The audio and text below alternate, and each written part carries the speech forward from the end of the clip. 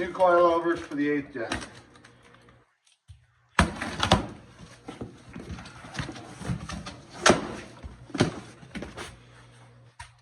Brand new, still in the box. Everything you need to know about them.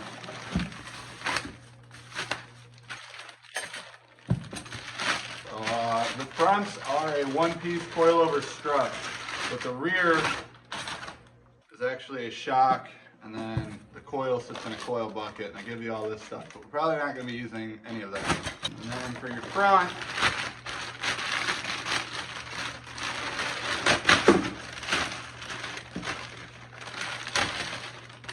you got a one-piece camber adjustment. Again, all these lock rings, probably going to take those and throw them in the trash. We'll see. This cranks all the way up until it stops. Not too shabby. These are adjustable, by the way. So you can have like a really stiff ride or a comfortable ride, but we won't have any adjustment where we're going. Yeah, trash.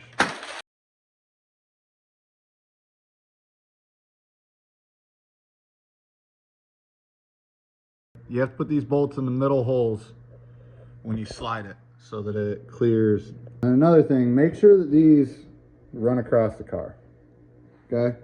Because they had the wrong one. They either got the wrong bottom because of where this goes, this holds your brake line. So they either had the wrong bottom or the wrong top on my coilovers. If you were to put this one in here, see how it's crooked? So it would be like doing caster and camber, so make sure these are on the right sides. From this lock ring to the base down here, very bottom here, 7 5/8, okay? From here to the base is 1 1/8. You literally have almost no room here. See on the rubber boot? So that's gonna hang down past. So it should give you a 5/8 gap here. The only reason I'm suggesting this is because you will settle and eventually rub. All right, one last thing. So for the other side, I broke this clip taking it out, but like, I don't really think I would trust it anyway. So obviously it pinches this way. So zip tied that. They do not send a factory nut for this, and it only bolts from the backside, bends the shit out of it. Most guys are saying zip tie that. I just grabbed the 12 nut and slapped that in there. And then for these, push in on everything. There's a little bit of play, obviously, so you can get your bolts in. Run it down with your impact until these stop moving. They kind of like squeeze together pretty good. And then quick tip for you up here. This is what's supposed to be there. I'm obviously missing that one. But you're gonna grab your buddy's snap-on swivel head and then you can just ratchet that away. For these springs, everyone says you need to remove this bolt to push down on. No. You just gotta get in here somehow.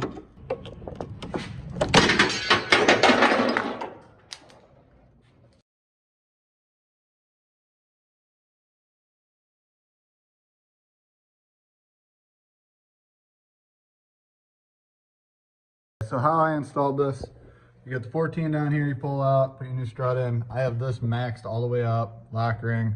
It has way too much droop.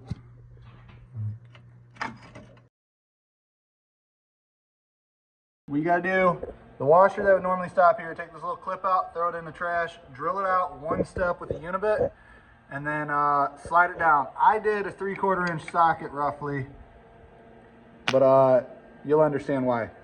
And then up here, what you do is you drill this washer out as well, so it slides over. This is 4 inches of EMT conduit. You can literally ask any electrician for this. Stock washer, no issues. That will clamp down at the end of the threads. The 18mm nut and your adjustable dampening.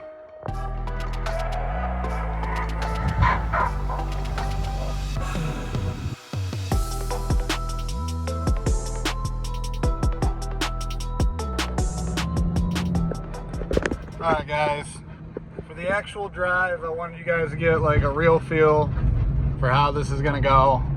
So this is in wide angle so you can see everything. It's literally, I'm not dodging potholes, I'm just driving it like I normally would. I want you guys to see what being on the ground is really like. So we're probably an inch off the ground, and this is probably one of the rougher roads in my neighborhood. But like I said, I wanted you guys to see what it's like. I do rub dramatically on turns. So obviously the harder I turn the wheel, the more it rubs, but you guys get the gist of it. I think it actually rides pretty smooth. Like, this road was recently paved, so you guys can see that I can keep like a decently steady hand. My elbow's not resting, I'm just floating. But yeah, this is a quality suspension. I'm not gonna even lie about that. I do really think that if you get your preload set, that these do ride good. You can't be mad about this on the highway. It's a pretty stout ride for being 4.5 to 5 inches lower. So take that with a grain of salt. If you check out the link in my bio, I have included the link to Maxpeedingrods website. I can get you 10% off if you use the discount code RUINED. That's it, literally RUINED. Use that discount code and you get 10% off anything on their website, from what I understand. So if you want it, go for it. I appreciate it. Stay tuned, more how-to videos and more destruction.